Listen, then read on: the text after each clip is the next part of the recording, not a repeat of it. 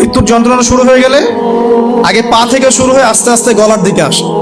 হাদিসে যেমনটা এসেছে, সূরা ওয়াকিয়ার মধ্যেও আছে যে পায়ের দিক থেকে যন্ত্রণা শুরু হয়ে আস্তে আস্তে আস্তে আস্তে এই গলার দিকে আসে, এবং আত্মাটা গলার এখানে যখন চলে আসে, এখান থেকে মালাকুল মউত আত্মাটাকে নিয়ে চলে যায়।